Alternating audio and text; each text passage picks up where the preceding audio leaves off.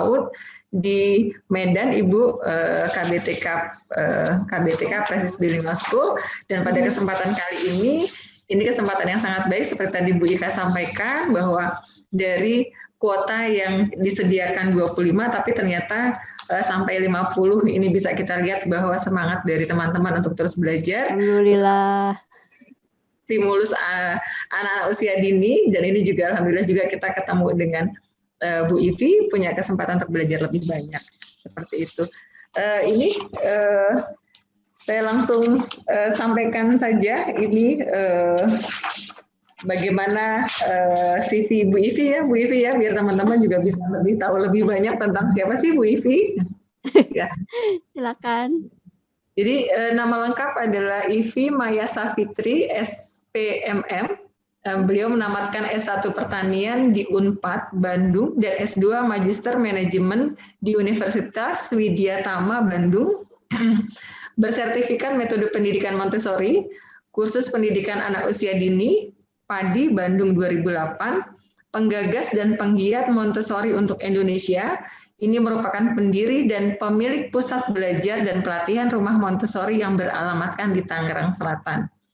Beliau berpengalaman mengajar anak usia dini dengan metode Montessori sejak tahun 2000, baik di sekolah-sekolah Montessori maupun prasekolah lainnya.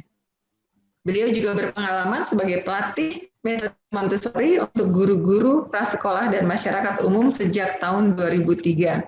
Beberapa sertifikat telah diraihnya seperti Certificate of Completion of the 90-hour Introductory Teaching Program, Culture, Math, Geometry, and Language, Montessori for Elementary 6 and 9 years old, Big Picture Montessori Serpong, Tangerang 2014, sertifikasi tenaga pendidikan pendidikan inklusif bagi anak berkebutuhan khusus atau ABK, di CAE College and Allied Educators Jakarta 2015.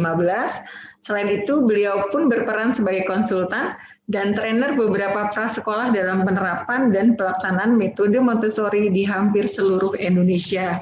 Wah, nih teman-teman kita punya kesempatan emas nih untuk belajar lebih banyak ya dari Miss Ivi. Nah, sekolah-sekolah dan peserta yang telah mengikuti pelatihan bersamanya itu tersebar luas, di antaranya dari Kota Medan, Kepulauan Riau, Batam, Bengkulu, Bandar Lampung, Serang, Banten, Jakarta, Bandung, Kuningan, Cirebon, Bogor, Depok, Tangerang, Tangerang Selatan, Bekasi, Tegal, Semarang, Yogyakarta, Solo, Surabaya, Jember, Malang. Banyak banget ya Bu, ya, Banyuwangi. Udah. Skip aja.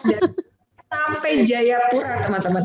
Dan yang lebih kerennya ini selain itu kita bisa belajar lebih banyak dari buku yang disusun oleh Ibu sendiri, yaitu yang pertama ini saya perlu punya juga ya Bu ya, Montessori for Multiple Intelligence, penerbit Bentang Pustaka tahun 2019, dan teman-teman juga tentunya perlu mempunyai buku-buku ini yang sudah diterbitkan lebih banyak, karena ini cukup praktis juga untuk kita pelajari lebih banyak. Mungkin itu yang bisa saya sampaikan tentang Miss Ivi. Selanjutnya Miss Ivi bisa memaparkan tentang paparan dan pengalamannya terkait materi tentang filosofi. Silakan Miss Ivi. Ya, terima kasih Bu Ade untuk sudah membuka dan mengenalkannya juga makasih untuk ini ya Squad PAUD Indonesia udah mengundang di acara yang luar biasa ini. Senang banget ada yang mau ngegabungin banyak pandangan konsep pendidikan dalam satu event. Ini perlu sekali buat saya apalagi pribadi gitu. Dan ini terwujud oleh tim Squad PAUD Indonesia. Mudah-mudahan apa yang dibagikan ini nanti semuanya bisa bermanfaat, apa-apa yang sesuai yang bisa kita terapkan, bisa kita ambil, yang tidak sesuai ya kita pilah aja ya. Oke, kebetulan hari ini saya diundang untuk ngebagiin tentang filosofi Montessori di kelas PAUD ya teman-teman. Saya sapa dulu semuanya. Assalamualaikum warahmatullahi wabarakatuh. Selamat siang semuanya. Semoga semuanya sehat selalu ya. Kita mulai paparannya karena saya hanya dikasih waktu 1 jam ya. 1 jamnya mudah-mudahan bisa kesampaian semuanya yang penting ya. boleh minta tolong diizinkan untuk, Sudah, screen Miss? sharing? Iya. Oh, sudah, ya? Iya, boleh silakan.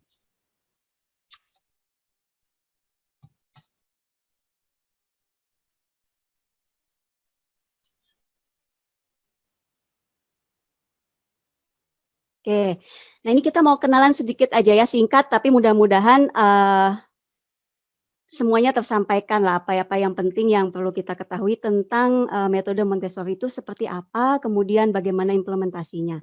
Nah, ini saya skip ya, tadi udah disampaikan lengkap oleh Bu Ade. Nah, ini ya, jadi apa sih Montessori itu ya?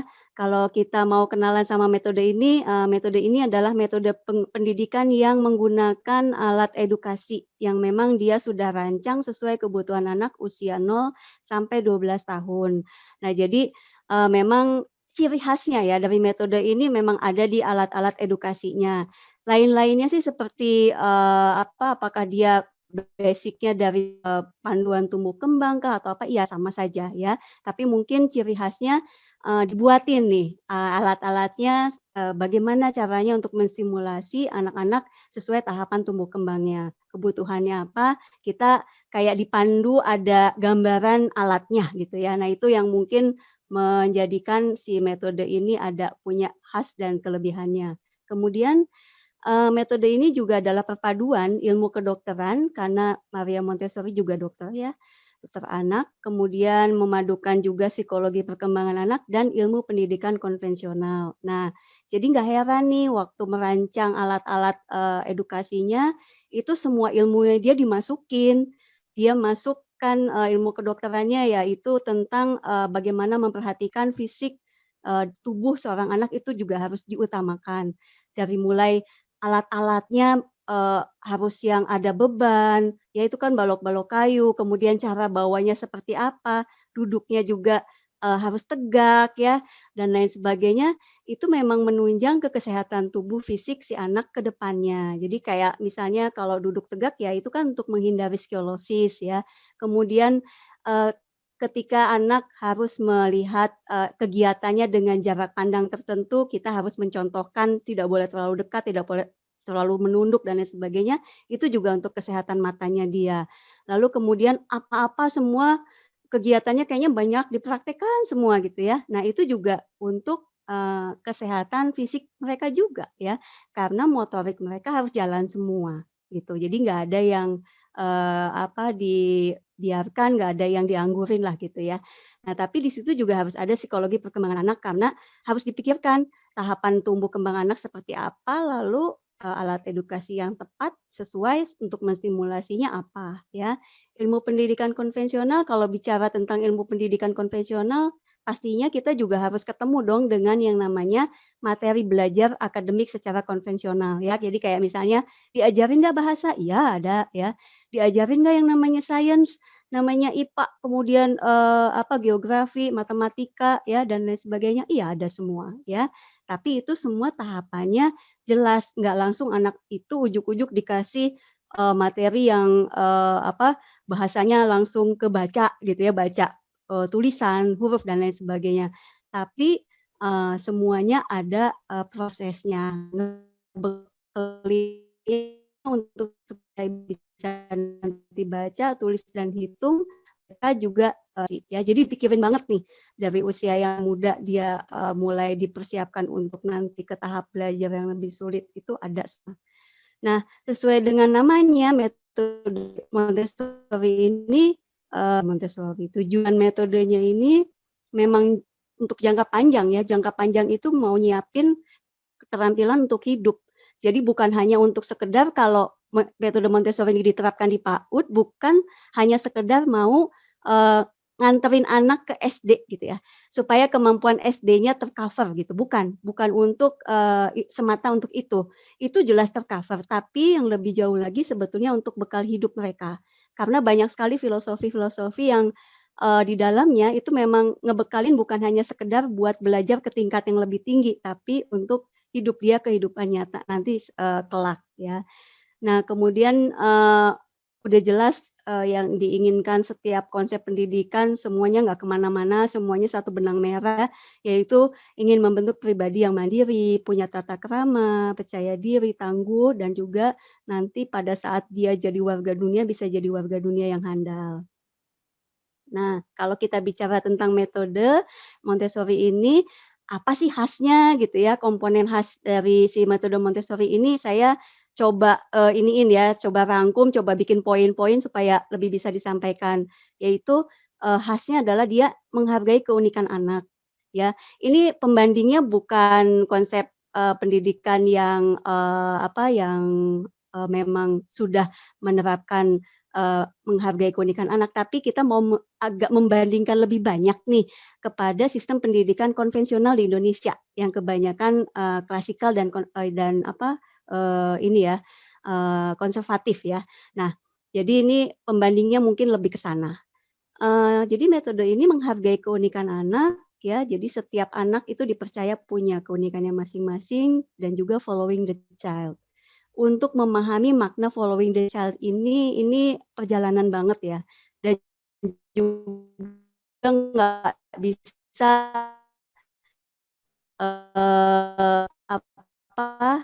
apa yang rasional yang harus kita ikuti dan itu juga kayak porsinya memang harus, pas ya following the child itu. Karena bisa jadi kalau kebablasan juga artinya kita terlalu banyak, mengikuti, dia jadi tidak pernah mengerti tentang, aturan misalnya seperti itu ya. Jadi itu semua ada porsi yang pasnya dan itu bisa diterapkan di lapangan, dengan proses waktu.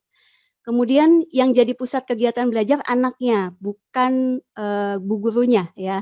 Kalau konvensional kan bu gurunya yang, menjadi pusat kegiatan belajar. Jadi gurunya yang, dominan menerangkan, dominan yang, memberikan pembelajaran ya, kemudian nanti anaknya ngikutin gitu ya. Tapi di Montessori ini enggak gitu.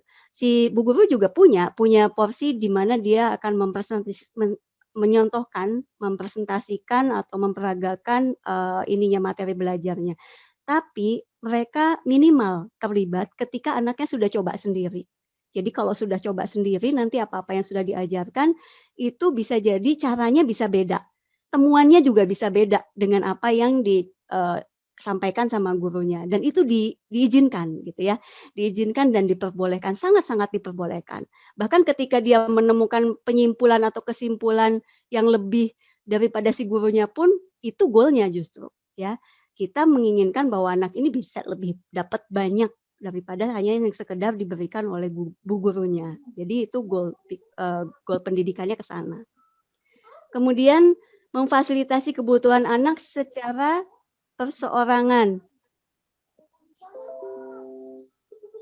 Halo?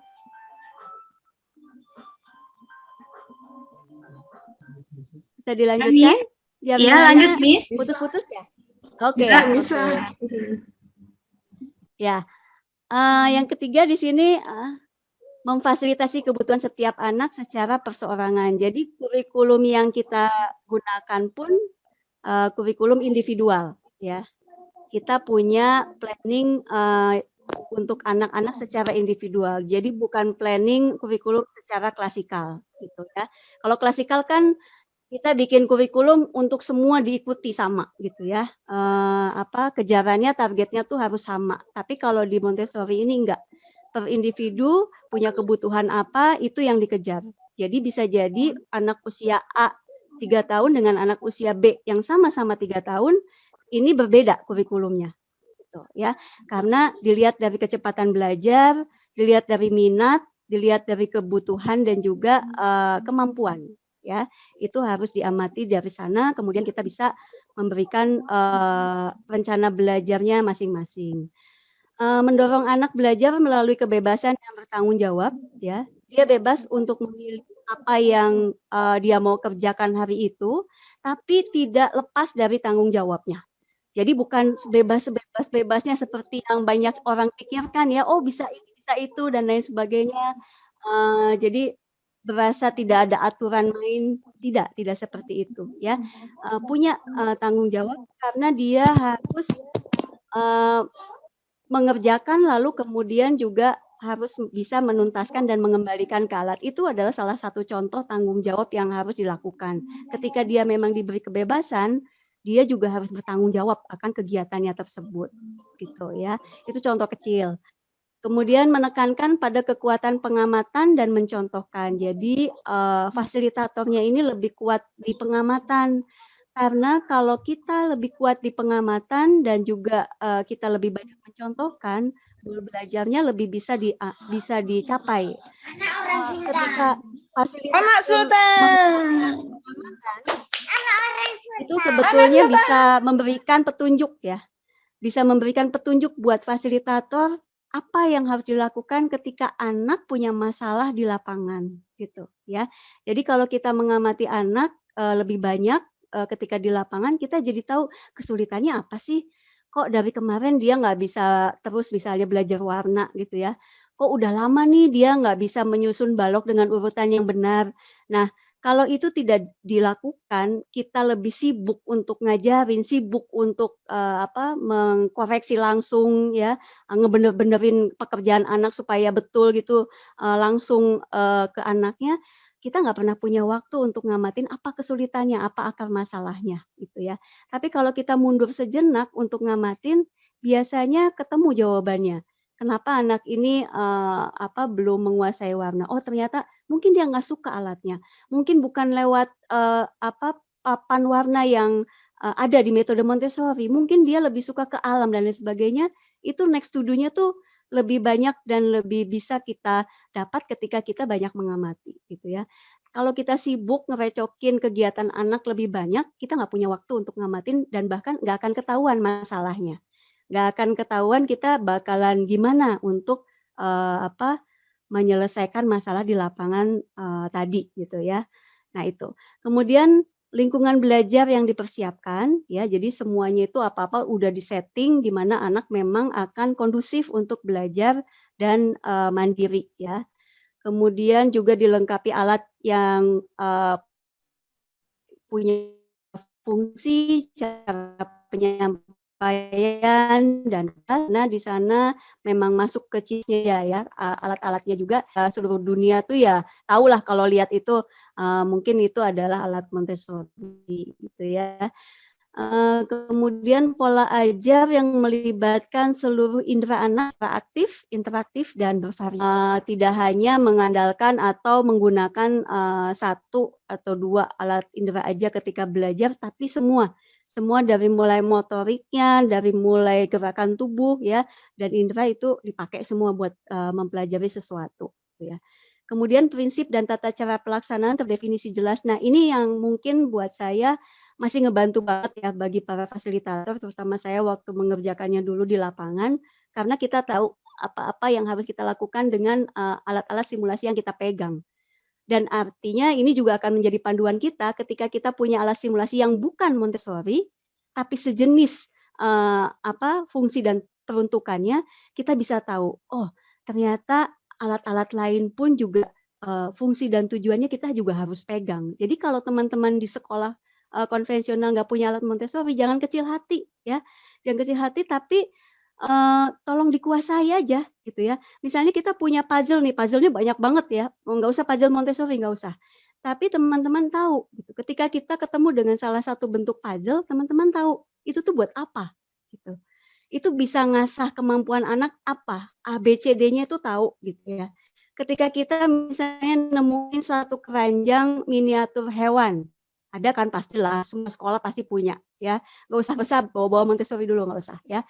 Setiap sekolah PAUD, minimal pasti punyalah miniatur, hewan-hewan ya. Ada, miniatur hewan peternakan, miniatur hewan, hewan-hewan kelompok hewan buas lah dan lain sebagainya.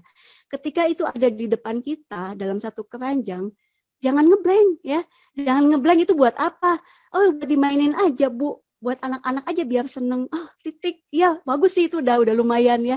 Tapi enggak, kesananya banyak banget yang bisa di-list ya. Karena di Montessori juga saya kebantunya begitu gitu. Saya kebantunya dengan alat ini kok tujuannya banyak banget ya, baik yang langsung dan tidak langsung. Hanya sekedar menuang air aja, itu tujuan langsungnya dan tidak langsungnya banyak. Untuk konsentrasi ya, untuk motorik halus, kemudian juga untuk koordinasi tangan dan mata, ya, untuk persiapan bahasa, untuk persiapan ke logika berpikir, menalar, ada semua. Itu menuang doang loh, gitu, ya. Dan tadi hewan yang sekeranjang tadi, miniatur hewan yang sekeranjang tadi, teman-teman harus punya tujuannya apa, ya. Oke lah, nggak usah ditulis, tapi paling nggak tahu ya, ketika anak itu memainkan miniatur hewan itu, teman-teman bisa mengamati dan menilai kemampuan anak itu di saat kegiatan berlangsung, gitu ya. Banyak kan, bisa ngambil bahasanya, ya, bisa ngambil imajinasinya, bisa ngambil nanti mungkin dia problem solvingnya kalau dia membuat sendiri alur ceritanya dari kegiatan dia, ya. Banyak sekali, ya. Pengetahuan alamnya misalnya, ya, kita bisa gali juga dia hidup di mana dan sebagainya, itu kan banyak banget sebetulnya, ya. Jadi kalau dipikir perlu untuk semua alat simulasi anak, ya, alat peraga apapun itu, APE apapun itu, gitu ya, itu punya prinsip dan tata cara pelaksanaan yang terdefinisi yang jelas, supaya kita sebagai fasilitator memperoleh data penilaian untuk melihat kemampuan anak ini juga terpandu, gitu ya. Kita mau ngapain, lihat goalnya apa sih dari anak mainkan puzzle, ya. Puzzle-nya nggak usah Montessori ya, puzzle apa saja. Tapi tahu kita, oh di situ anak berlatih motorik, anak berlatih koordinasi mata dan tangan dan lain sebagainya, masuk semua, ya. Jadi kita nggak asal hanya ngasih supaya anak main, supaya anak anteng, ya, kemudian supaya anak happy, ya. 3 yang itu oke, tapi tolong tambahkan lagi bahwa masih banyak sekali yang bisa kita amati, ya. Tujuan terpenting dari metode ini juga yaitu belajar secara mandiri, ya. Bahkan sampai ke mengoreksi itu dia diharapkan bisa mengoreksi sendiri, ya, pekerjaannya. Biasanya adalah salah satu caranya dengan mengulang setiap aktivitas yang belum dia kuasai, dia akan ulang terus sampai dia paham salah ada di mana dan sampai dia bisa mencapai kemampuan yang diharapkan, ya. Jadi kalau dibilang fasilitatornya kok nggak pernah boleh nggak sih fasilitator mengkoreksi? Ya itu salah satunya caranya kita membantu anak untuk mengkoreksi pekerjaan itu adalah memberikan waktu untuk mengulang-ulang kegiatan, memberikan waktu kepada anak untuk berulang berlatih, karena dengan berulang berlatih makin mahir dia, makin terampil dia, makin punya kesempatan untuk memantapkan keterampilannya. Dan di situ biasanya apa yang kita tunggu, yaitu kemampuannya itu dicapai sesuai harapan, itu biasanya tercapai. Cuman kadang-kadang fasilitator yaitu suka kepentok waktu, ya. Nah, jadinya nggak jalan, ya, auto correction-nya atau auto education-nya, karena kita kadang diburu lah dengan ini itu target mau naik ke kelas B harus ini dan itu dan lain sebagainya, nggak ada waktu untuk anak rileks mengulang, ya, menjalani proses belajar auto education-nya, ya. Nah ini contoh di mana kami menyusun kurikulum secara individual. Teman-teman bisa lihat di sini, ya, ada 6 nama anak, ya. Di 6 nama anak ini teman-teman bisa lihat warna yang kuning lah, ya. Itu kuning, kotak kuning itu bendera negara, itu adalah materi belajar tentang mengenal bendera-bendera negara. Tidak semua anak belajar itu, ya. Tidak semua anak juga berminat di situ. Jadi kita lihat di kotak kuning ini tidak semua anak punya, ya, ada yang nggak punya. Bisa lihat juga di laci bentuk daun, ya, itu yang kotaknya warna hijau, ya. Nah itu juga tidak semua anak minat ke situ, ya. Ada 2 aja di sini, ya, yang punya minat ke sana. Kemudian kita bisa lihat lagi ada yang semuanya minat, artinya materi itu favorit nih, ya, karena memang menyenangkan. Ini masuknya ke area di ini, ya, ini di area sains dan budaya, ya, sains, geografi dan budaya. Dan ini dibuat dalam 1 term, ya. Jadi 3 bulan ini apa sih anak-anak ini yang sedang diminati, yang sedang banyak harus digali. Jadi customize, ya. Kita bisa lihat juga yang suka sama peta Asia cuma 1 anak ya, gitu ya. Yang lainnya belum ya, belum ke sana ya, masih hal-hal lainnya yang mereka memang minati, gitu ya. Nah, jadi setiap anak berbeda materinya ya, karena kita menghargai apa yang sedang dia minati, apa yang dia pilih ya, dan ini berlaku untuk semua punya kemauannya. Ada yang sama juga ada ya, bisa dilihat juga dengan yang warna kotak biru ya, hampir semuanya juga suka dan diberikan materi tentang konsep magnet gitu ya. Oke, nah ini ciri khas metode Montessori juga ini yang saya maksud ya, ada kayak semacam guidelines-nya, aturan yang jelas ya, dan di sini juga dicantumkan fungsinya apa, cara penyampaiannya gimana, lalu kemudian kontrol yang jelas dan juga prinsip yang terdefinisi di dalamnya. Sampai kita tahu detail tata cara pelaksanaannya ya, akan lebih bagus kalau semua alat yang teman-teman punya nih di PAUD-PAUD ya, walaupun itu bukan alat Montessori, bikin sendiri catatannya ya. Puzzle A misalnya, manfaat kegiatannya apa nih ya, teman-teman bisa lihat di sebelah sini ya. Ini nama kegiatannya apa, kotak warna 3. Manfaat kegiatannya apa aja, alat yang dibutuhkan apa saja, lalu cara kerjanya seperti apa. Jadi secara tidak langsung teman-teman sudah bikin RPP. Ya, jadi apapun alat yang ada teman punya di PAUD itu sebetulnya FPP-nya itu bisa dibuat gitu ya. Kita di sini melihat bahwa rancangan atau rencana program pembelajaran itu ya emang harus selengkap seperti ini gitu kan ya, ada manfaat, cara bekerjanya, bahannya apa dan lain sebagainya.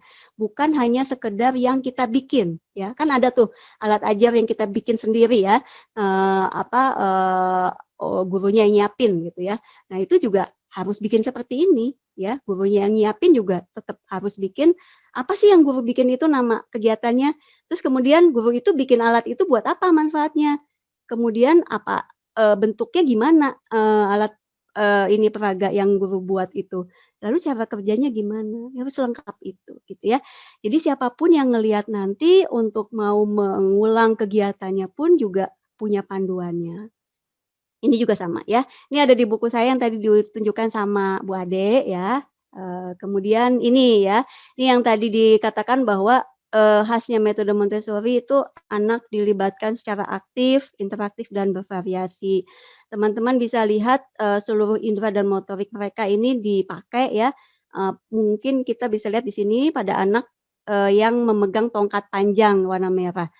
Konsep tentang panjang pendek aja anak ini, bukan, diberikan hanya lewat worksheet atau lembar kerja semata, tapi anak ini disuruh untuk, merasakan panjang tuh segimana, lewat, tangannya ya, otot-ototnya akan merekam bahwa yang panjang itu dia pegangnya dari ujung ke ujung itu lama.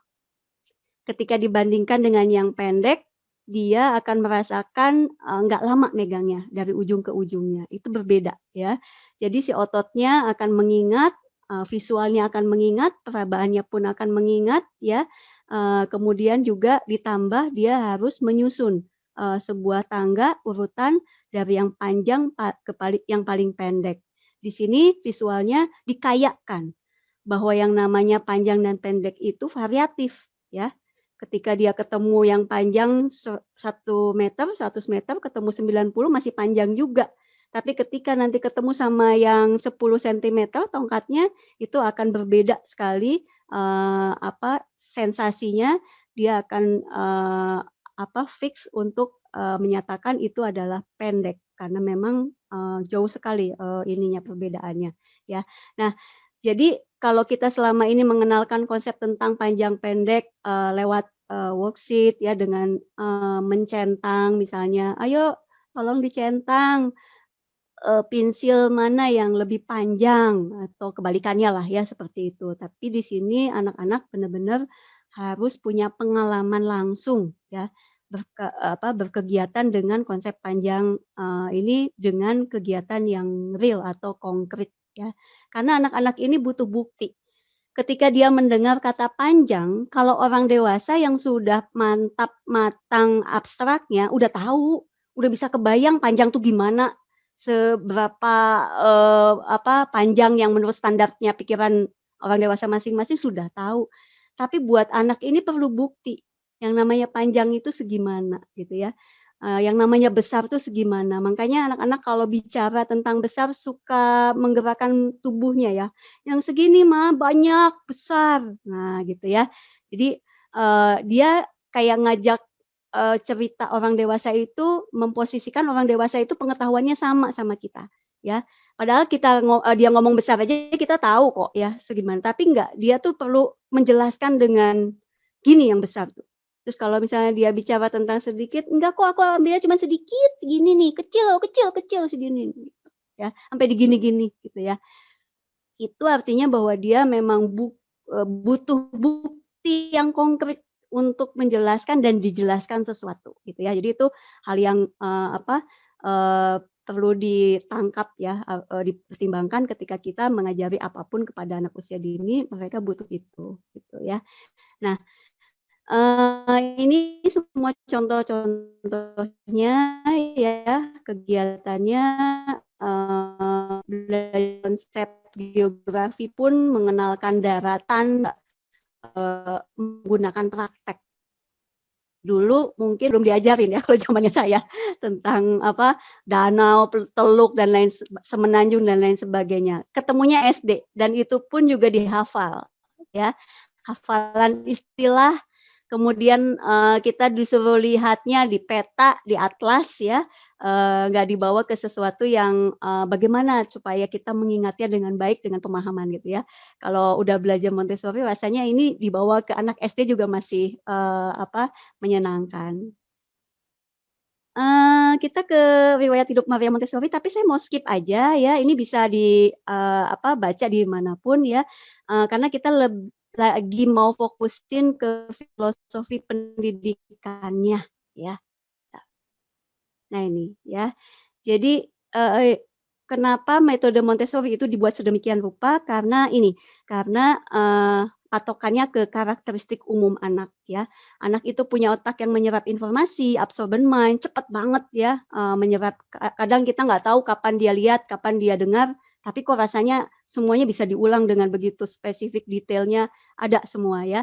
Kemudian anak punya masa peka, anak ingin belajar, kemudian anak juga belajarnya melalui bermain ya, kadang kita nggak tahu mereka tuh lagi belajar karena, kelihatannya bermain gitu, kelihatannya, remeh banget lah kegiatannya gitu ya.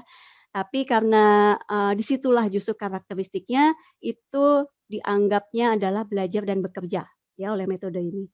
Kemudian anak juga akan melalui tahapan perkembangan karena anak tidak akan stuck di usia itu ya, dia akan tumbuh, berkembang, bertambah usianya, bertambah juga kemampuannya. Dan itu yang kadang-kadang, tidak menjadi bahan pertimbangan kita sebagai guru PAUD ya.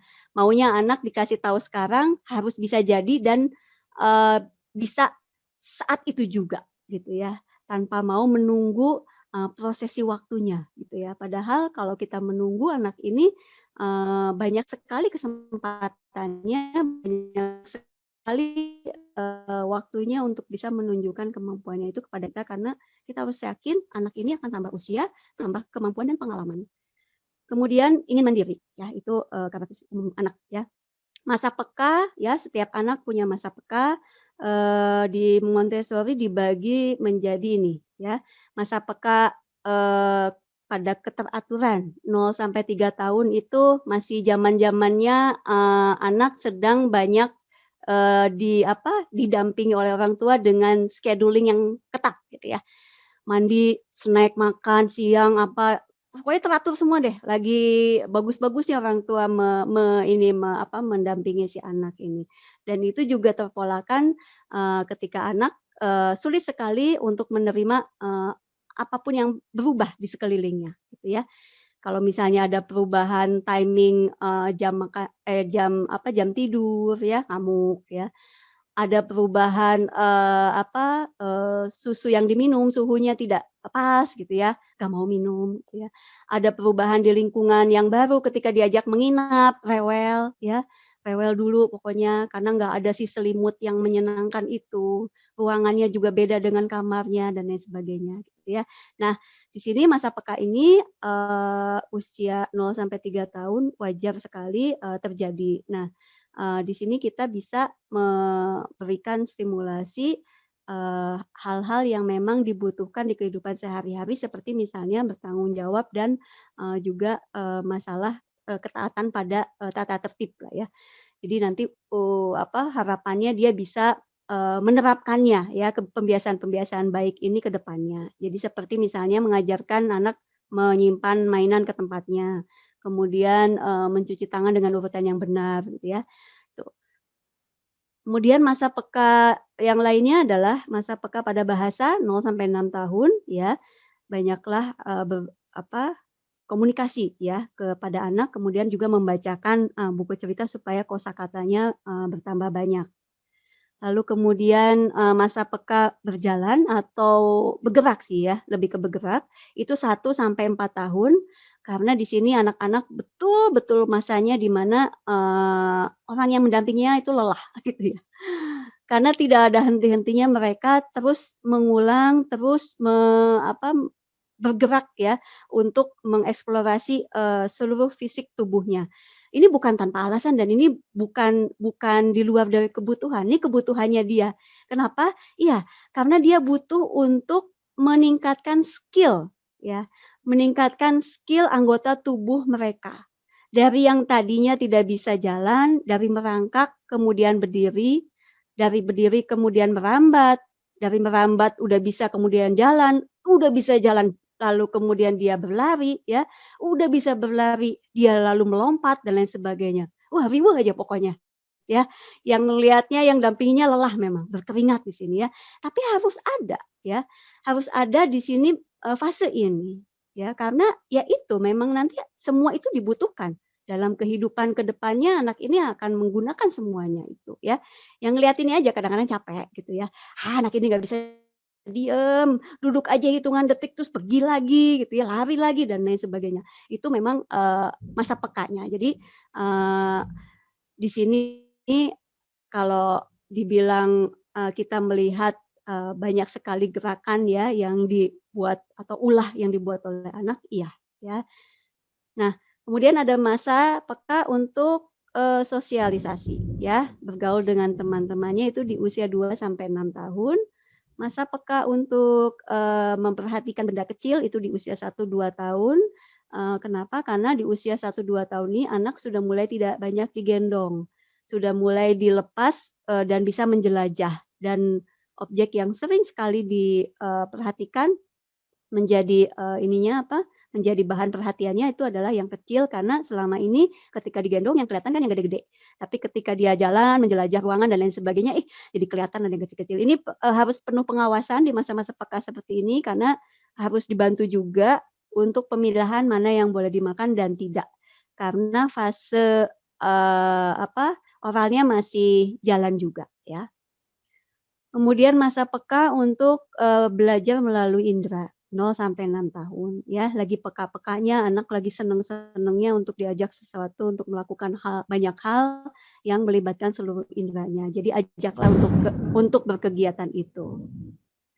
Anak ingin belajar ya, mulai dari meniru, kemudian dia bereksplorasi ya, mencoba-coba, hal yang dia ingin coba, lalu ada peningkatan rasa ingin tahu. Dari yang, taunya cuman, terbatas, ingin tahunya cuman terbatas jadi, bertanya banyak, "Itu kenapa begitu? Kok nggak diginiin aja?" Nah, itu sesuai usia ya, nanti bertambah lagi dia pengen, tahu lebih banyak. Nah ini ya, ini adalah contoh anak ingin belajar ya, bukan mau ngacak-ngacak ke pekerjaan orang dewasa ya. Jadi, emang fitrahnya. Dengan meniru disitulah dia, sebetulnya ingin belajar bagaimana caranya memegang, lapel seperti yang dia sering lihat oleh orang dewasa dilakukan. Lalu eksplorasi juga ya, ketika dia sudah tahu, sesuatu, dia ingin melihat sesuatu yang lain, jadi dia akan mencoba-coba ya.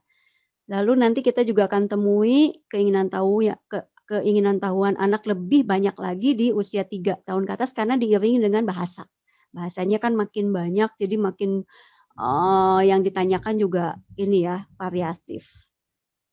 Nah ini, anak belajar lewat bermain, karena bermain itu adalah sesuatu yang serius buat anak-anak. Kayak main pasir doang, tapi sebetulnya anak lagi belajar banyak hal di sini. Mulai dari tekstur pasir ya, mulai dari, gerakan-gerakan yang bisa dia buat di sana ya, banyak sekali yang mereka bisa dapatkan di sini. Nah, untuk itulah dalam kelas Montessori karena keseriusan kegiatan anak yang kayak bermain itu, dipandang, serius oleh Montessori itu adalah sesuatu yang sedang mereka kerjakan. Makanya disebutnya adalah, eee, kalau ngelihat anak lagi beraktivitas seperti ini dikatakan, "Saya sedang bekerja," gitu ya. Bukan saya sedang bermain saja, tapi, saya sedang bekerja. Jadi di sini konsepnya, dibikin apa ya, dibikin positif, dibikin, bahwa kata bekerja ini mempunyai makna yang, baik buat anak ya. Karena selama ini dia ngelihat, orang dewasa bekerja itu selalu banyak, keluhan gitu ya. "Aduh capek habis kerja," gitu ya. Nah, tapi kalau di sini dibimbing buat, mempunyai sebuah pandangan bahwa bekerja itu menyenangkan, gitu ya. Jadi kalau kita ngajakin anak, "Ayo hari ini kalian mau kerja apa?" "Iya, aku mau kerja ini, aku mau kerja itu." Nah, semangat ya bawaannya, bukan, "Ya kerja apa, capek kan kerja," gitu ya. Nah, tapi dia, karena dia punya pemahaman bahwa bekerja itu adalah ya bermain menurut kita gitu ya, tapi dia, di sini dia, menyatakan bahwa bekerja itu adalah bertemu dengan sesuatu atau kegiatan yang menyenangkan. Jadi, seserius itu Montessori menilai, aktivitas yang dikerjakan oleh anak ini bukan hanya sekedar bermain, tapi mereka, doing something ya, mengerjakan sesuatu, bekerja. Nah ini anak juga akan melalui tahapan perkembangan sesuai kecepatannya masing-masing dan sesuai histori dan latar belakangnya. Nih ya, jadi anak-anak itu juga akan bertumbuh besar ya. Kalau hari ini atau, bulan ini belum bisa apa-apa, nanti kita lihat 6 bulan kemudian dia jadi bisa apa-apa ya, nambah, kemampuannya gitu. Jadi kalau kita menemukan di lapangan anak yang belum bisa mengurutkan balok dari besar ke kecil, itu, diberi kesempatan ya untuk terus mengulang, terus mengerjakan, sampai kita lihat amati lagi 6 bulan kemudian atau, beberapa bulan kemudian mungkin ya, pada akhirnya kemampuan yang diharapkan oleh fasilitatornya itu bisa, tercapai gitu ya, dan anak pun juga senang diberi kesempatan untuk itu ya. Oke itu, kemudian anak ingin mandiri ya, ini juga, sudah dari sananya karakteristik umum mereka, ini untuk membangun rasa percaya dan kebermanfaatan diri ya. Jadi, pada saat dia bisa melakukan, hal sederhana sendiri aja, kayak bawa baki ini kan sederhana banget gitu ya, ini sebetulnya membuat anak merasa bangga karena dia bisa menyelesaikan masalahnya sendiri, gitu ya. Dia nggak perlu, bergantung pada orang dewasa di sekitarnya untuk ngebawain alatnya. Dia bisa bebas kapan pun mengakses ketika dia butuh dan ketika dia, mau mengerjakan, alat ini, karena dia tidak perlu menunggu, apapun, bantuan dari orang dewasa, ya. Ini jadi, pede, makin, membuat dia bangga bahwa dia bisa, melakukan problem solving di lapangan ya. Ini contoh, yang sederhana sekali ya. Kemudian juga, ada yang digarisbawahi di sini untuk menjadi sempurna, perlu proses ya dalam kemandirian itu proses, buat anak supaya mandiri itu dia perlu, dihargai di prosesnya, bukan hasilnya. Jadi kalau nuntut hasil agar sama dengan hasil pekerjaan orang dewasa, itu kurang bijak rasanya. Tapi kalau kita melihat dan menilai prosesnya, dia mau cobanya, dia berani salahnya, dia mau, melakukan, tanggung jawabnya, itu aja itu sudah, precious things, artinya sesuatu yang berharga yang harus dimiliki oleh nilai manusia, gitu ya. Jadi kalau kita bicara di foto ini kita lebih menuntut kepada hasil kerjanya, yaitu mengepel harus bersih sebersih orang dewasa ya, itu kurang bijak maksud saya di situ ya. Nah, tapi kalau kita menghargai proses dia ya, satu, dia mau mengepel air tumpahan yang dia lakukan sendiri, akibat dia sendiri, itu tanggung jawab dia. Dia mau coba tanpa takut salah, karena salah itu bisa diperbaiki dari hari ke hari, ya. Kemudian, dia berupaya, ya, berupaya walaupun hasilnya belum sesempurna kita. Kenapa? Ada banyak yang harus kita maklumi ya. Kenapa? Karena kekuatannya juga belum sebesar orang dewasa. Motoriknya, tangannya belum selihai orang dewasa. Jadi apa yang mau disamakan dengan standar pekerjaan orang dewasa? Jadi di sini itu sudah merupakan apresiasi banget buat si anak ini. Kita bisa bilang sama anaknya, "Makasih ya Nak, kamu dapel lantainya, walaupun masih becek-becek gitu ya, nggak apa-apa ya. Nanti setelah anaknya ngembaliin, kita bisa memperbaiki ininya ya, bukan dengan komentar ya, jangan sambil merepet maksud saya gitu ya. Dengan diam kita udah aja membereskan yang hal-hal yang bisa membahayakan lingkungan sekitar, karena kan bahaya kalau misalnya masih basah ya lantainya.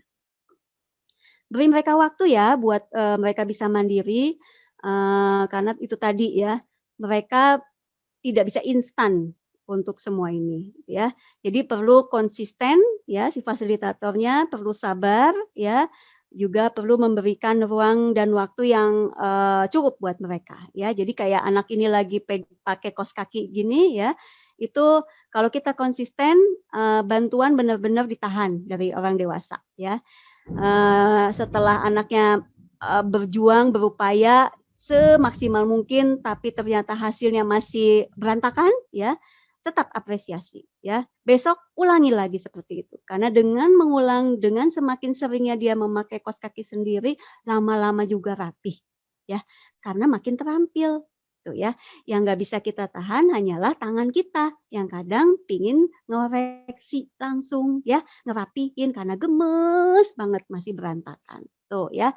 Itu dihindari supaya anaknya juga bisa berlatih dengan sendiri ya ininya ya. Nanti anaknya juga ngerasain kok kalau berantakan tuh nggak enak pakainya kaos kakinya. Ada yang ganjel lah gitu ya. Atau nanti tiba-tiba ada temannya lewat ngelihat gambarnya kebalik misalnya atau dan lain sebagainya. Pokoknya pengalaman-pengalaman itu yang mereka bisa dapatkan ya, yang lebih berharga daripada sekedar kita banyak bantu untuk kesempurnaan hasil. Nah, kita masuk ke karakteristik lingkungan kelas Montessori ya. Nah, ini kelas Montessori dilihat dari lingkungan fisik ya. Lingkungan fisiknya seperti ini. Semua ukuran di ruangan itu disesuaikan dengan ukuran anak supaya anak tidak susah untuk mengambil alat-alat dan lain sebagainya. Benda-benda yang nyata di kehidupan sehari-hari ya, seperti anak-anak segera dipertemukan dengan bahan-bahan yang cukup berbahaya memang ya, seperti misalnya kaca, beling dan lain sebagainya. Tapi kita pun juga memberikan contoh bagaimana cara solusinya. Lalu kemudian akses untuk ke ruangan belajar di outdoor supaya langsung kena dengan alam bebas terbuka dan adanya stimulasi di setiap rak ya. Nah, ini kita bisa lihat lebih jelas di sini. Nah, ini ya.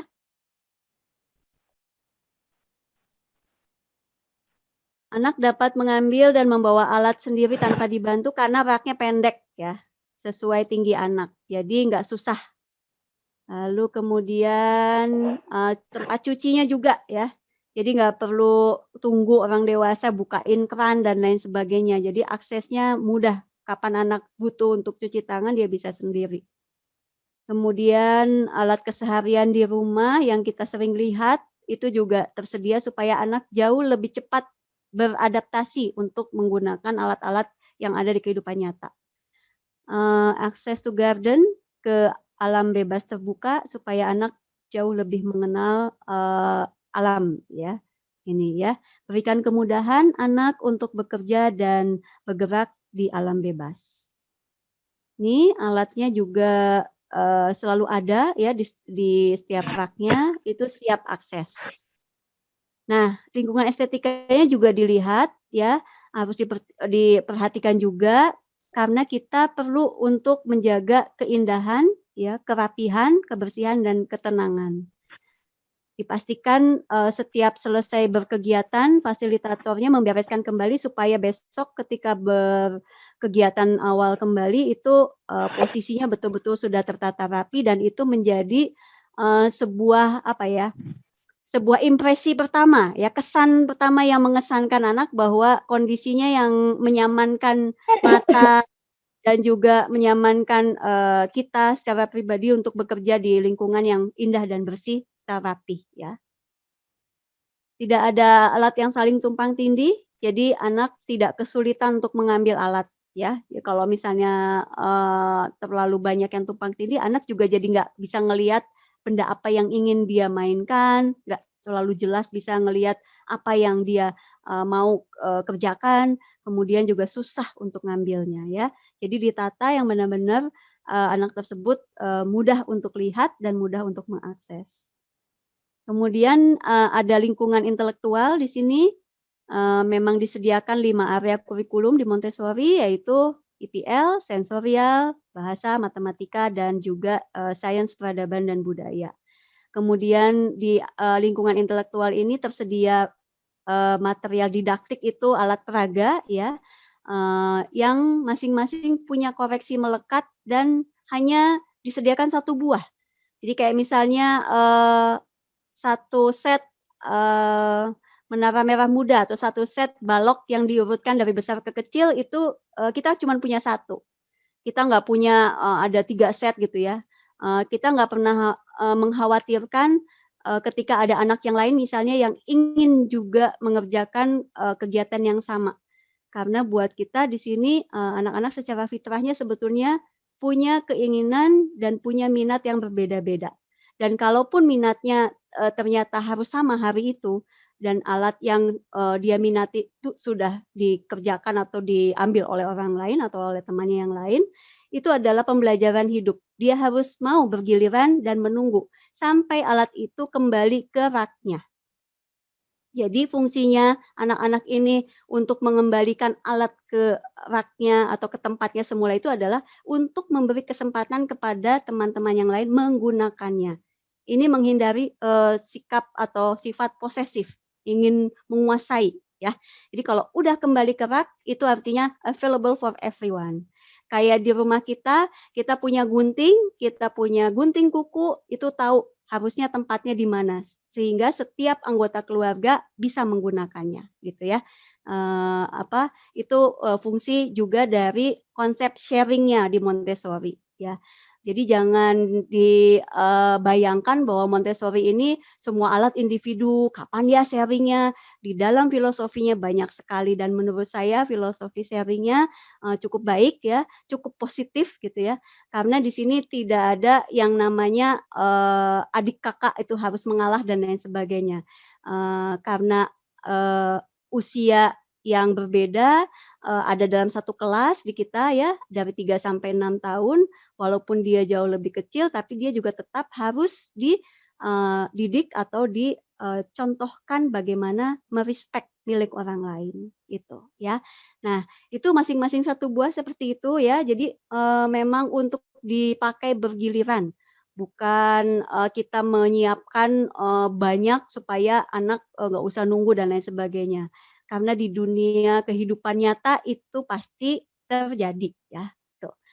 Kemudian anak juga dibantu untuk mempunyai, kemampuan merencanakan ya, merencanakan di sini artinya, punya rencana lain ya. Nah, ketika dia pingin 1 alat, itu kan dia berencana menggunakan 1 alat tersebut, tapi rencana gagal nih. Kenapa gagal rencananya? Iya, karena alat yang dia inginkan sudah dipakai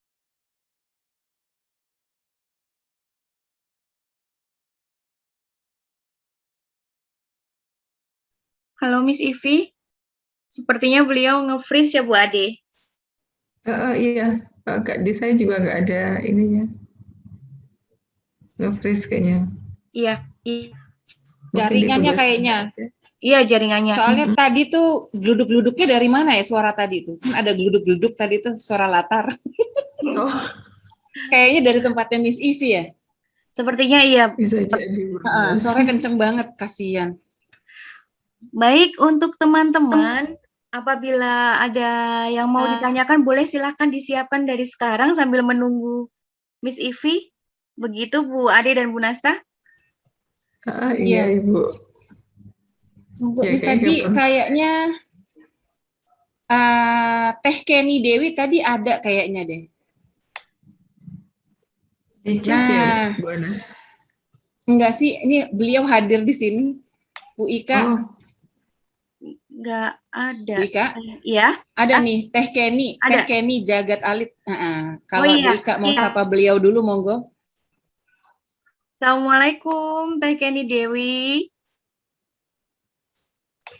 Waalaikumsalam. Mohon maaf saya belum bisa nyalain kameranya nih, karena rencananya mau jadi peserta hari ini. Iya, tidak apa-apa. Insya Allah nanti kita akan bertemu dengan Teh Kenny di tanggal 4 ya Teh ya? Iya, betul. Tadi saya ikut mendengarkan juga sharingnya dari Miss Ivi ya. Dan saya jadi tambah pengetahuan mengenai Montessori. Dan ternyata tadi saya dengerin, saya banyak beberapa kali mengucapkan oh gitu, banyak ohnya jadinya. Betul. Sebenarnya banyak benang merah ya Teh Kenny antara Montessori dan Waldorf ya. Ini teaser aja nih buat teman-teman tanggal 4 kalau nggak ikut rugi loh. Betul. Iya betul Mbak Nasta. Ternyata mungkin gini ya. Jadi ya betul tadi benang merahnya tujuan atau maksudnya konsepnya ada kesamaan, tapi mungkin ada perbedaan di caranya atau apanya gitu ya Mbak Nasta ya. Iya. Aduh, maaf. Keputus oh, ya. ini dia. Silahkan. Sudah. Ini Untungnya ada Teh Kenny, jadi kita wawancara Teh Kenny. Oh iya, alhamdulillah Teh Kenny nuhun. Ini Sami-sami. Ini masih ada waktu nggak sih, Bu Ade? Saya udah mau jam 2, tapi memang masih ada sedikit lagi sih. Mungkin kita selesaikan sedikit aja ya, Bu Ika. Ya. Bu Ika sampai 2:30 mungkin ya. Iya. Rugi soalnya, sayang. Betul. Nanti langsung lanjut ini ke yang kedua. Iya, bentar lagi, Dak. Bentar lagi. Baik. Bentar ya. Silakan, Miss. Ya. Nah, ini ya tadi sampai lingkungan intelektual di sini peralatan digunakan sesuai dengan peruntukannya, dipelihara dan dikembalikan pada tempatnya. Terus bisa kok kalau misalnya kita mau mempresentasikan alat ini untuk kelompok ya, silahkan ya, kelompok besar atau kelompok kecil. Hanya saya perlu meng-highlight di sini kenapa sih alat Montessori itu digunakannya secara individual. Iya, individual itu supaya fasilitatornya mampu menilai secara utuh kemampuan si anak itu. Jadi dari awal sampai akhir itu pas kita menilai semua kemampuan yang anak tunjukkannya dapat kita bisa ngerekord itu gitu ya. Kalau dipakainya kelompok karena jadinya kepotong-potong ya ke penilaiannya. Kalau misalnya secara grouping ya kita harus bedakan penilaiannya mau apa. Misalnya kemampuan sosialisasinya. Bukan nggak boleh, bukan ya. Boleh, tapi fasilitator bisa memilah mau nilai apa ketika sebuah alat itu dikerjakannya bareng sama teman-temannya. Karena nggak bisa utuh nih kita ketika anaknya mainnya kelompok, misalnya membangun menaranya dia kerjakan sama 3 anak ya, kita nggak tahu nih apakah si anak satu yang kedua itu semuanya bisa, sedangkan yang satunya cuma ngeliatin aja. Nah gitu ya kan nggak dapet ya, kita nggak dapet apakah dia bisa mengurutkan atau tidaknya dan lain sebagainya. Jadi dipilah poin penilaian atau pengamatannya kalau mau dipakai berkelompok ya. Itu untuk memudahkan. Oke, kita lanjut sedikit lagi nih. Nah, ini eh, gambaran area kurikulum untuk area keterampilan hidup atau practical life ya. Jadi semua yang ada di kehidupan nyata dalam sehari-hari kehidupan kita itu dilatih di sini. Seperti nuang ya, menyendok, ngelem. Jadi yang semuanya ada hubungan di sekolah sama di rumah ada di sini pembelajarannya. Kemudian bersih-bersih juga ya di sini, buka tutup. Pokoknya ini tuh yang akan menekankan kemampuan anak untuk melatih motorik, konsentrasi, kemudian koordinasi tangan dan mata ya kita siapkan. Dan ini juga kadangkala kita rotasi ya kegiatannya, nggak selalu kayak gini. Ini masuk ke sensorial, semua alat yang akan menstimulasi indera anak itu ada di area ini ya, dari mulai visual. Visual juga dibagi 2, visual yang akan melatih anak fokusnya ke ukuran dan dimensi ini di gambar ini nih. Makanya warnanya juga monoton ya, cuman coklat aja gitu, merah aja semua, pink aja semua gitu ya, nggak dibikin warna-warni karena memang mau fokusnya anak benar-benar ngelihat ukuran, ada besar, ada kecil, ada panjang, ada pendek. Ketika semuanya warnanya sama, maka secara visual juga akan lebih kenceng si matanya untuk bisa mendiskriminasi mana panjang dan mana pendek. Lebih kebingungan kan ketika warnanya sama, terus cuman ukurannya aja yang berbeda. Itu supaya anak-anak lebih bisa melatih lagi visualnya lebih baik ya. Nah, ke sini tetap kok kita bisa mendapatkan yang colorful ya, artinya yang aneka warna karena visual juga akan menstimulasi bentuk dan warna. Jadi akan ketemu yang namanya aneka warna, aneka bentuk ya. Itu juga tetap masuk di dalam pembelajaran stimuli indera atau sensorial ini ya. Perabaan ada ya, auditori ada. Kemudian juga, otot ada ya atau ini proprioseptif ya, bagaimana, tubuh kita merasakan tekanan yang hadir ke dalam, anggota tubuh kita ya kayak, menentukan berat dan ringan, itu ada sini. Kemudian di sini, pengenalan bentuk-bentuk geometri tapi kalau ada di area sensorial ini bukan pengkhususan untuk ke matematika, tapi kayak persiapannya saja. Makanya di sini lebih banyak kan dipegangin, disentuh, diraba ya, bangun ruang tuh dipuas-puasin gitu, disentuhnya sama anak 3 tahun, 4 tahun. Nanti ketika siap, kita akan ajarkan, nama-nama atau istilahnya. Dan ini juga bisa dibawa ke, level yang lebih tinggi lagi kalau dia udah siap di, SD lower elementary, akan bicara lebih banyak lagi untuk alat-alat yang ada di sini. Ini kultural itu sains, peradaban dan budaya dan geografi juga masuk di sini.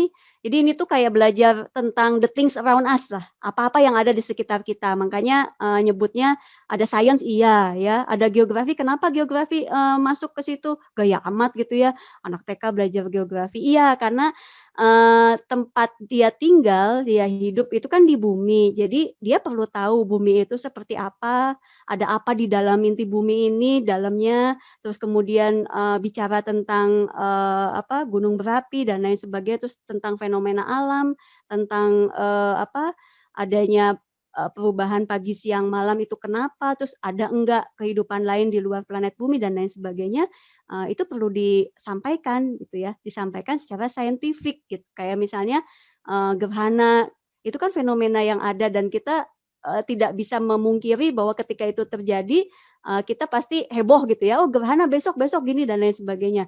Nah mereka juga akan bertanya, "Kenapa gerhana itu terjadi?" Nah itu kan harus disampaikan secara saintifik. Kalau dulu kan ingatnya, iya dulu bulannya dimakan raksasa gitu ya, atau apa dan lain sebagainya, secara, mitologi lah ya seperti itu. Tapi, lewat apapun yang terjadi di sekitarnya itu sebetulnya udah masuk ke area pembahasan area kultural ini. Jadi, hewan, tumbuhan, ya apalagi itu kan hidup di sekitar kita gitu ya. Nah jadi kartu-kartunya, puzzle-nya ya, puzzle-nya juga puzzle khusus ya, dipotong-potong itu sesuai dengan bagian tubuhnya. Jadi kalau bagian tubuhnya, kepala, ya itu pas diambil tuh bagian kepala utuh, bukan kepala yang dibagi 2, matanya kepotong gitu, enggak ya, karena itu untuk belajar, belajar tentang, bagian tubuh hewan ya. Kemudian kalau bagian yang diambil itu kaki, kaki utuh ya. Itu tidak dipotong-potong, semuanya akan dinamai karena ada istilahnya masing-masing. Tuh ya, kemudian bahasa ada ya, ada tahapannya, dari mulai, menulis, membaca, sampai memang dia bisa baca ke kalimat yang kompleks. Matematika ada, dari yang, kita akan sampaikan ke mereka itu bentuk konkret, kemudian nanti akan tetap dibawa ke, hal-hal yang abstrak ya, dibantu dulu. Jadi supaya nanti yang konkret ini akan di-memorize ya, di, ingatan mereka akan menjadi bahan panduan ketika nanti mereka ketemu dengan yang abstrak. Ini ya. Nah ini untuk yang di rumah ya, tidak perlu punya rak sebanyak yang di sekolah, jadi cukup 1 tapi bisa dimasukkan banyak, area pembelajaran di dalamnya. Ini untuk yang, bayi di rumah atau di sekolah Montessori bayi ya, di bawah, usia 18 bulan, ini seperti ini ya. Ada play gym, baby gym ya, itu yang dibutuhkan sesuai tumbuh kembang mereka. Kemudian ada lingkungan sosial dan emosionalnya yang khas juga di Montessori ini, ada kebebasan yang bertanggung jawab. Itu tadi udah disampaikan, anak bebas bergerak saat beraktivitas, tapi tetap tanggung jawabnya nggak lepas. Boleh pilih, tapi tetap ada tanggung jawab. Kita menggunakan kelas, vertical grouping mix, usia, yang paling pas itu biasanya menggabungkan anak usia 3 sampai 6 tahun, karena tidak saling mengganggu. Tapi kalau kebetulan, kami pernah melakukan dari anak usia 2 tahun juga masuk, digabung dengan anak 6 tahun, tapi dibatasi. Anak 2 tahunnya enggak banyak-banyak, supaya kondusif ya. Karena anak 5 tahun, 6 tahun juga lagi pengen, serius ya, ada masanya mereka serius untuk mengerjakan sesuatu dan tidak ingin interupsi ya oleh, adik-adiknya gitu ya. Kemudian guru sebagai role model, ada fasilitator yang konsisten, tegas, dan ada pendekatan positif. Ini ya. Nah ini ya, jadi kayak, lintas usia itu lebih menekankan nanti ke sistem kooperatif ya, bukan kompetisi ya. Jadi saling ini, mendukung ya di sini. Ini nggak ada yang minta, nggak ada yang apa, kalau lihat ada figur yang lebih kecil dari dirinya aja itu kayak, ada secara naluriahnya, secara alamiahnya itu, pengen bantu gitu ya, pengen bantu, entah itu nuntun, entah itu, ngebukain, apanya gitu dan lain sebagainya, itu tanpa kita, minta pun, gerakan itu selalu spontan ada gitu ya. Ini, guru sebagai role model ya, dia punya sentuhan individual tapi tetap tegas untuk menegakkan aturan ya.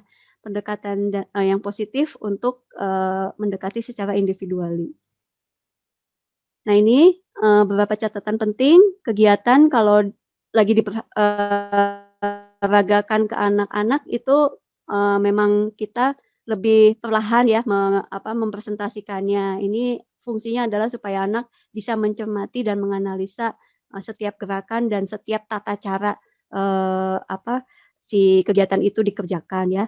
Kemudian minimum percakapan itu menjaga konsentrasi. Kita akan melayani dan merespon setiap, komunikasi anak, pada waktunya. Artinya gini, ketika pada, saat anak mengerjakan sesuatu atau guru sedang mencontohkan, kita lebih banyak anak memfokuskan pada kegiatan itu. Jadi minimum percakapannya, hanya bahasa-bahasa yang, berhubungan dengan materi yang sedang dijelaskan. Tapi ketika diskusi ini berkembang, biasanya kita meminta anak ini untuk lihat dulu sampai selesai ya. Kalau sudah selesai nanti kita ngobrol lebih banyak lagi, seperti itu. Ya, kadang kan anak juga ada lah yang nge-distract kita untuk ngobrolin, di luar topik, materi ya. Jadi itu, bisa mengganggu konsentrasi, kita mau membantu anak ini untuk, "Yuk kita ngerjain ini dulu sampai tuntas." Bukan berarti, kami abai, tapi kami akan menempatkan diskusi, yang topik lain itu di lain waktu. Mengenalkan materi itu bertahap, karena di Montessori ini setiap alatnya ada tingkatan-tingkatan kesulitannya, dan itu pun juga seiring dengan, bahasa ya. Jadi bahasanya tuh nanti lama-lama akan tambah banyak dan, ditambah, tingkat level kesulitannya. Anak selalu diberi semangat dan dukungan, kemudian menahan diri untuk tidak tergesa-gesa ya kita, kemudian tidak menyalahkan ya, tidak mengkritik ya, bahkan membetulkan hasil pekerjaan anak. Yang kita, fokuskan adalah memberi kesempatan anak ini untuk mengulang mengulang mengulang lagi, dan dari situlah dia akan, mengkoreksi sendiri, pekerjaannya ya. Jadi ini, sebetulnya melatih kemandirian dan daya juang serta problem solving mereka. Nah itu mengulang presentasi materi jika diperlukan. Jadi silahkan untuk diulang kembali disampaikan materinya ya, apalagi ketika anaknya yang meminta ya. Ini ada sebuah contoh ya, ketika kita berupaya untuk menahan diri untuk tidak, mengkoreksi saat itu juga ya, gemes sekali.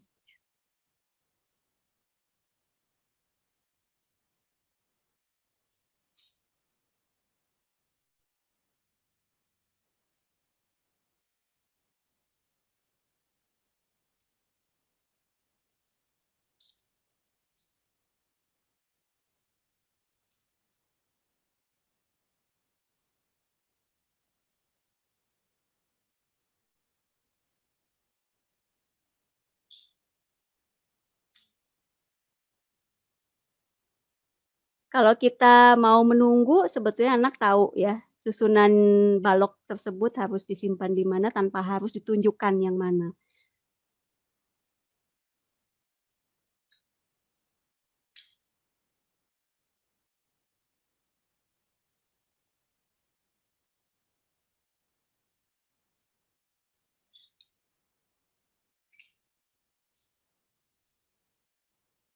Ya.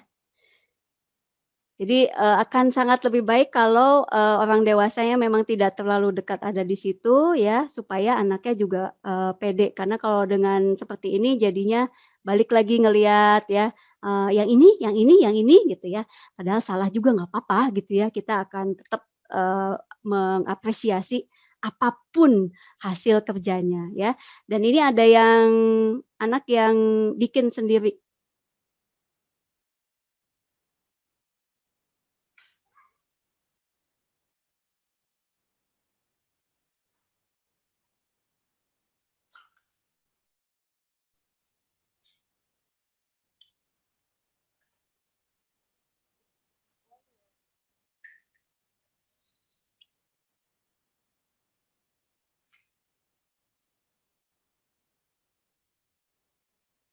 Nggak dikasih tahu, dia aware sendiri sebetulnya ya. Hanya kita perlu menunggu aja sih sebetulnya.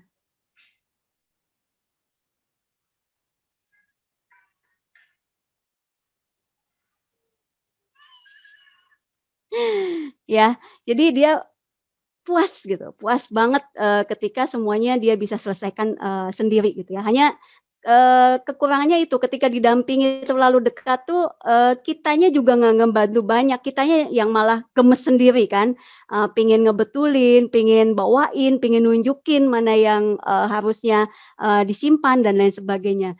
Ketika kita, berjarak dengan anak, yang sedang melakukan kegiatan tersebut, kita jauh lebih banyak memberikan kesempatan mereka untuk problem solving sendiri gitu ya, dan mereka seneng banget ya, aha momennya ada di akhir itu gitu ya. Oke, ini, aturan dasar untuk directrice ya, menjaga keteraturan, kerapihan, kebersihan, kemudian menerapkan keindahan dan kesederhanaan, memastikan adanya rasa saling menghargai dan menjaga konsentrasi anak, lalu perkenalkan anak pada kegiatan dan penerapannya yang berhubungan erat dengan kehidupan nyata. Jadi memang selalu relate sama kehidupan nyata karena memang mau ngebekelin mereka supaya mereka lebih banyak terbiasa untuk kehidupan nyata. Selalu siap melayani dan menolong anak, bantu anak untuk menolong dirinya sendiri, mengamati anak dengan cermat, tidak ada hukuman dan hadiah untuk pekerjaan anak, ya. Kemudian semua benda dalam kelas digunakan sesuai dengan fungsi dan peruntukannya dan tidak membandingkan seorang anak dengan anak yang lain. Ini nerapin kesederhanaan dan keindahan, ya. Artinya nggak terlalu rame lah gitu ya, karena biar anaknya fokus ya mengerjakan, berimajinasi dan lain sebagainya dengan hal-hal yang tidak perlu terlalu rame kelasnya ya. Mungkin itu akan menjadi distract buat anak juga ketika kita menghias kelas terlalu heboh. Hargai anak seutuhnya ketika bicara, same level eye contact gitu ya. Jadi kayak, samakan tingginya kemudian, ada kontak mata ya. Itu merasa sekali bahwa anaknya dihargai. Nah ini ya, jadi nggak perlu hadiah benda dan lain sebagainya ketika anak tadi yang balok coklat juga ye gitu ya. Kemudian ini yang berhasil menumpuk atau mengurutkan juga, itu sebetulnya mereka puas aja itu sebetulnya udah reward yang paling indah buat mereka sendiri ya. Bisa kenapa ini, tidak tidak sama, apa yang salah ini dan sebagainya, itu buat mereka peristiwa loh. Peristiwa atau masalah gitu ya, dan ketika itu sudah bisa diselesaikan, seneng banget, makanya teriak gitu ya, makanya ketawa dan lain sebagainya, dan itu mereka nggak ngarap sebetulnya dikasih gitu ya, stiker gitu dan lain sebagainya, enggak, they just wanna be happy aja gitu. Seneng aja bisa nyelesain masalah ini dan siap untuk challenge berikutnya, itu gitu ya. Jadi, nggak dibiasain, materialistis di awal, itu supaya nanti kehidupannya juga dipenuhi dengan kerja keras karena materi itu akan mengikuti. Gitu. Oke, itu ya, tapi emang buat hidup. Mudah-mudahan jelas ya. Berjalan dengan waktu, biasanya nyampein ini ada 3 jamnya. Silakan, saya kembalikan lagi ke, Bu Ade ya, tadi ya. Oke, terima kasih Miss Ivi atas penjelasannya yang luar biasa dalam waktu yang singkat sebenarnya. Kalau tadi Miss Ivi sampaikan harusnya 3 jam, kita minimal bisa mempelajari ini singkat sekali, tapi mudah-mudahan apa yang diberikan itu sudah luar biasa, butuh waktu dan pencernaan juga, dan bagaimana kita nanti menerapkannya ya. Ini sudah banyak pertanyaan di chat. Mungkin ini saya bacakan saja ya, yang ini sebentar. Yang pertama ini Miss Ivi, pertanyaannya, Miss izin bertanya, bagaimana mengajari anak di awal agar mau mengantri atau sabar saat menggunakan material? Soalnya di awal mereka tidak bisa cenderung berteriak atau menangis. Silakan Miss Ivi. Miss Ivi-nya? Ya Bu. Ada lagi. Sepertinya Miss Ivi-nya ini lagi ya, jaringan lagi mungkin. Ada nih. Halo. Iya. Halo. Ya, Miss. Sudah masuk. Sudah masuk kembali. Oh, sudah masuk kembali. Iya, tapi memang nggak stabil. Perlu saya ulang, Miss Ivi? Silahkan. Miss Ivi, saya ulang pertanyaannya ya, Miss. Ya, nggak dapat tadi. Oh iya, ini pertanyaannya, Miss izin bertanya, bagaimana mengajari anak di awal agar mau mengantri atau sabar saat menggunakan material? Soalnya di awal mereka jika tidak bisa, anak-anak itu cenderung berteriak atau menangis. Seperti itu, Miss. Kami persilahkan.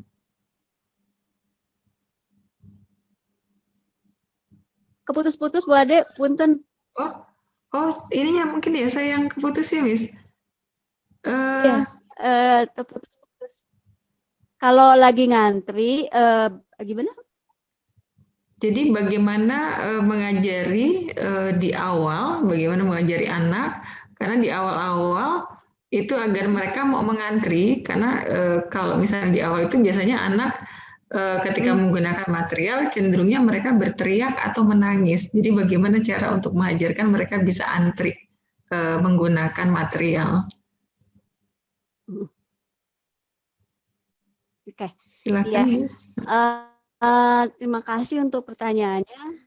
Ya, untuk menerapkan disiplin mengantri ini memang perlu effort yang besar juga ya, apalagi di awal pembentukan itu nggak mudah. Jadi saya cuma bisa kasih semangat sama fasilitatornya. Memang ada unsur tega juga di sini. Jadi memang kita perlu satu briefing dulu, kasih tahu dulu SOP-nya, kasih tahu dulu bahwa di kita berlaku adanya sistem bergantian untuk si alat tersebut. Nah, kondisinya adalah ketika nanti setelah itu disampaikan lalu terjadi belum adanya pembiasaan yang berjalan lah ya. Terus anaknya berteriak, anaknya mengamuk dan lain sebagainya. Nah, mau tidak mau aturan tetap dijalankan. Jadi memang harus tega kepada si anaknya tersebut ya. Ini berarti masalahnya adalah belum terlaksana dengan ini aja, dengan baik aja pembiasaannya. Entah itu saya juga harus tahu nih anak tersebut memang case-nya adalah dia anak baru ya atau tidak. Biasanya sih yang terjadi seperti itu anak baru ya. Anak yang baru join in dan baru mendapatkan ada aturan yang seperti itu dan dia bisa ikuti rules-nya nanti akan bisa mengantri, akan bisa bergiliran ketika hal itu terjadi secara kontinuitas, secara rutin dia temukan ketika dia datang ke sekolah setiap hari dalam rentang waktu kita lihat amati 3 bulan ke depan. Jadi dia perlu beradaptasi. Gitu. Begitu Bu Ade. Terima kasih Miss Palupi, ini sudah cukup terjawab ya apa yang disampaikan oleh Miss Ivi. Ini saya lanjutkan pertanyaan kedua. Miss Ivi, PAUD saya pakai metode rupa-rupa karena keterbatasan sarpras, SDM dan sebagainya. Tapi kami punya prinsip yang terpenting semuanya berpusat untuk anak. Bagaimana kalau begitu? Apa Bu Ade, metode apa? Menggunakan metodenya rupa-rupa, jadi beragam Miss Ivi. Karena dengan pertimbangan keterbatasan mix gitu ya. Prinsipnya ke mix, tapi prinsipnya yang terpenting semuanya berpusat untuk anak. Bagaimana kalau seperti ini? Ya, kalau nanyanya ke saya secara pribadi saya tidak pernah bermasalah dengan metode yang rupa-rupa tadi. Hanya saja saya mempunyai sebuah akan lebih confident ketika saya mempunyai satu yang utama, satu yang saya pegang sebagai acuan metode pendidikan yang lebih mendominasi ya. Jadi kayak primary-nya lah gitu ya, metode primernya apa sih yang mau dipakai. Kemudian nanti untuk pengayaannya baru saya juga gitu kok. Saya juga ngambil dari banyak yang menurut saya itu cocok untuk di lapangan karena ketika kita mendapatkan siswa itu nggak sama tiap ininya angkatan tahunnya ya, dinamis sekali.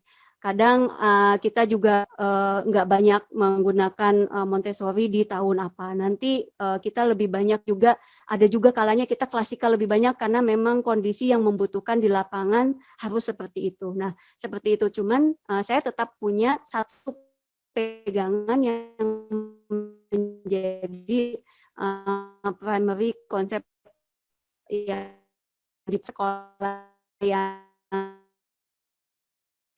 saya jalanin sendiri ciri khasnya oleh sekolah tersebut gitu. Nggak usah bawa nama apapun ya, Montessori atau apa gitu. Kalau kita bilangnya active learning juga ya sudah pasti kita ngambil banyak rupa-rupa apa lagi kepada bagaimana kita bikin sekolah ini dengan visi misi yang jelas kali ya, seperti itu gitu ya. Nah, kalau saya pakainya metode Montessori karena mungkin visi misi yang ada di metode Montessori ini sejalan dengan visi misi sekolah saya yang mau saya jalanin ini gitu ya. Nanti kalau ada yang ganti lagi namanya menjadi sekolah apa gitu, kalau visi misinya sesuai dengan tokoh apa dan lain sebagainya, ya kenapa tidak gitu. Kalau saya pegang ada satu yang menjadi utama, apa yang mau saya jadikan visi misi terpenting ya buat sekolah saya, nanti masalah mix itu pasti ada aja. Itu Bu Ade. Ya, oke, terima kasih Miss Ivi, ini jawabannya. Ini Ibu yang bertanya mungkin jelas ya. Ini terima kasih buat saya sendiri. Ini pencerahan Miss Ivi dengan tadi bagaimana caranya menerapkan mix metode yang ada, tapi kita juga tetap mengedepankan yang utamanya seperti apa, bahwa kita bisa mengcombine yang lain. Itu cukup luar biasa jawabannya. Terima kasih Miss. Ini juga penguatan buat saya juga dan mungkin buat keseluruhan. Ini saya lanjutkan buat Miss. Bikin nggak bingung Bu Ade, supaya nggak bingung yang jalanin di lapangan. Itu sih. Ya, terima kasih Miss, jawabannya luar biasa. Ini selanjutnya pertanyaan ketiga. Miss Ivi mohon izin bertanya, jika menggunakan metode Montessori tongkat merah, apakah anak boleh diberikan aturan untuk menyimpan dan meletakkan saat membawanya? Oke, iya. Jadi anak memang ditunjukkan cara membawanya. Jadi kayak kalau kita memang mau mencontohkan dari awal dan anak memang menyetujui, kita bisa memberikan contoh cara pegang tongkat yang panjang gimana yang aman. Kemudian cara meletakkannya juga seperti apa. Itu boleh dilakukan secara klasikal ya, ketika circle time atau apalah ya. Itu berarti informasinya buat sekelas dong ya gitu ya. Dan itu saja sudah lebih dari cukup kita memberikan informasi tentang aturan ya atau tata tertib memperlakukan atau menggunakan alat-alat di dalam kelas gitu. Jadi nggak melulu harus secara individu ke anaknya, tapi bisa dilakukan di waktu yang dimana kita bisa menyampaikan secara bersamaan. Itu yang biasa dikasih tahu ke anaknya tuh cara bawa ya. Kalau yang panjang tuh biasanya kita vertikal ya, kemudian itu yang paling aman, kemudian cara meletakkannya perlahan. Jadi emang harus diperagakan pada saat nyimpen di atas alas kerja itu nggak boleh dilempar dari atas ke bawah beng gitu, nggak boleh. Tapi memang harus perlahan, kalau bisa tanpa suara gitu. Itu supaya anak-anak belajar bagaimana caranya merawat supaya alat-alat tersebut awet ya, awet kemudian bisa dipakai untuk jangka waktu yang lama untuk berbagi dengan teman-temannya yang lain. Ya kalau misalnya ada terjadi spontanitas karena anak-anak memang belum pada kapasitas mampu ya untuk mengendalikan motoriknya, yaitu dianggap memang ya itu memang sudah standar mereka belum bisa sama dengan kita, ya nggak masalah ya, tapi kita tetap harus mencontohkan itu gitu sebagai fasilitator, wajib. Itu Bu Ade. Terima kasih Miss Ivi jawabannya. Ini Bu Ika masih ada waktu, ini satu pertanyaan lagi, boleh ya? Boleh. Kayaknya harus dibuat sesi kedua nanti nih, masih banyak sebenarnya pertanyaannya. Boleh Bu, satu lagi. Iya, oke. Ini Miss Ivi kayaknya sepertinya freeze. Miss Ivi. Halo Miss Ivi.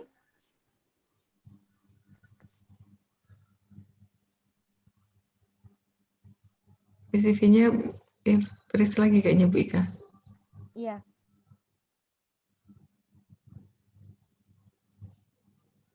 Sambil menunggu Miss Ivi, ya, untuk informasi yang sesi setelah ini pukul 15 nanti akan langsung dibuka roomnya.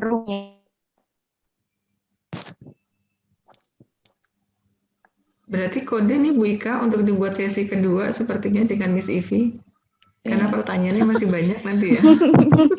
Nanti akan ada kelanjutannya. Nanti Boleh hanya kami Q&A. kembali. Iya, iya. Jadi langsung tanya jawab enak. Oh, nah itu Miss Ivi udah datang nih.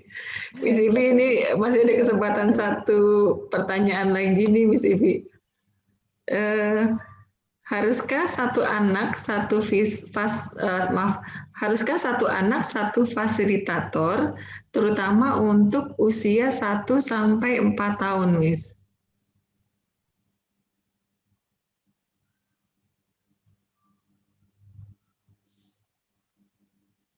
Mungkin masalah jaringan lagi.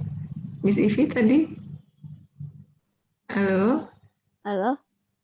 Ya, Miss. Nah, saya Bu ulang Ade, Miss Ivi. terputus-putus. Saya ulang ya. Apakah Saya ulang harus Miss Ivi.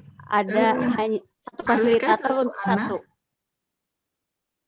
Satu anak, satu fasilitator, terutama untuk anak kelas, untuk anak usia 1 sampai 4 tahun.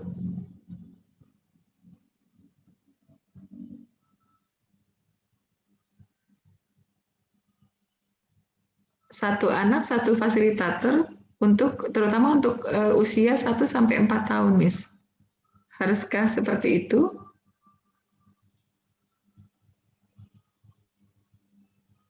1 tahun ya? 1 sampai 4. Jadi 1 sampai 4 untuk apakah harus untuk satu anak itu satu fasilitator?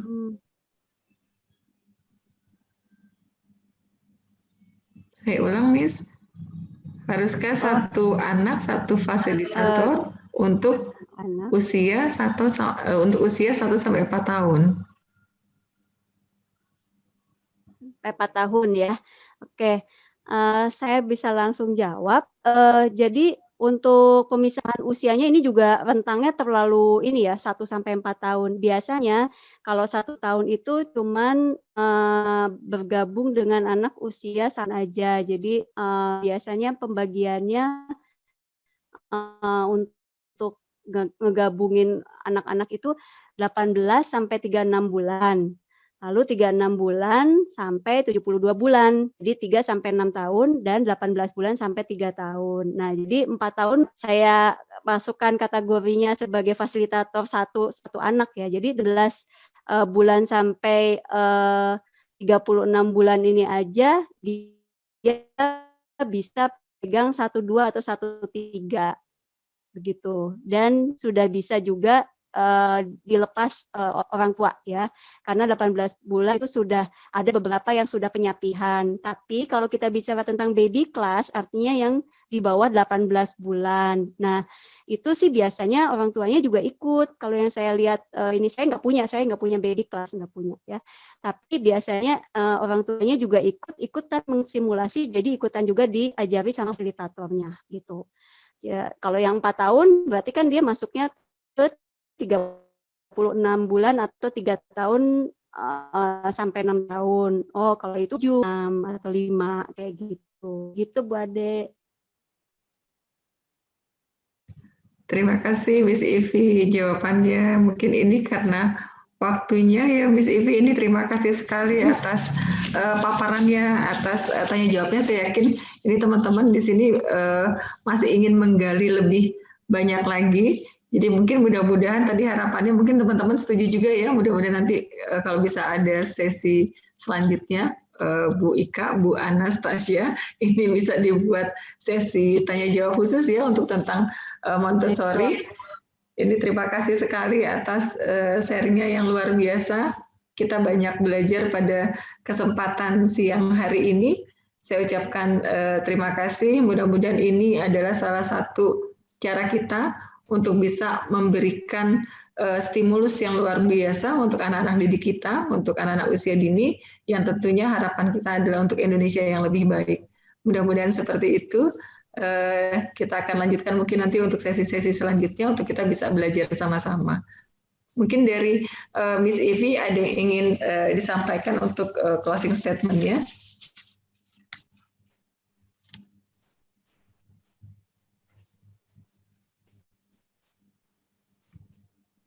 Iya. Penutupannya cuma mau bagi makasih untuk Skuad PAUD Indonesia, makasih untuk semua teman-teman yang hadir bergabung. Saya juga ikutan.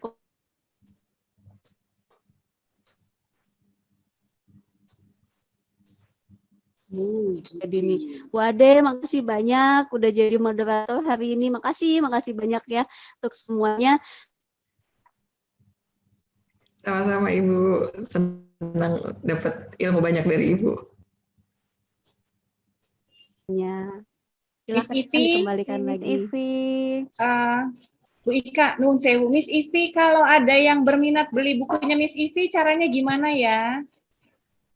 Iya, saya juga satu belum punya, Bu. Nah, tuh. Yang Montessori Multiple Betul, Intelligences ya, Bu. Masih di mute suara Jadi, Miss Ivi.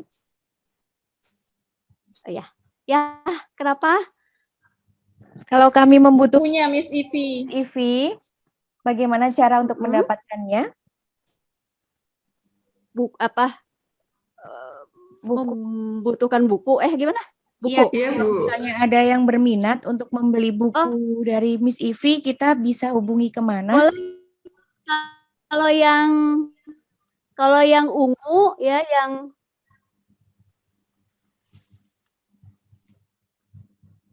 mungkin bisa di-share sama Miss Ika WA saya ya.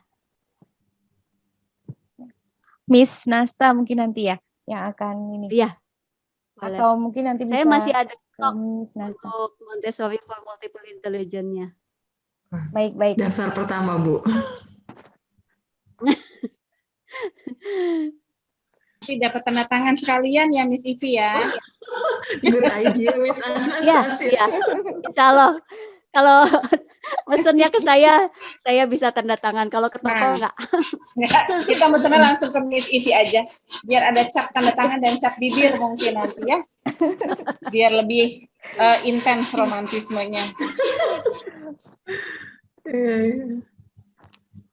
Mungkin ini terima kasih sekali lagi. Ini saya kembalikan ke Bu Ika. Bu Ika, terima kasih Miss Ivi atas kesempatan belajar yang luar biasa. Mudah-mudahan ini bukan yang pertama, kita bisa ketemu lagi. Baik. Terima kasih Bu Ade, terima kasih Miss Ivi atas ilmu-ilmunya. Ini sangat bermanfaat sekali untuk kami semuanya. Amin.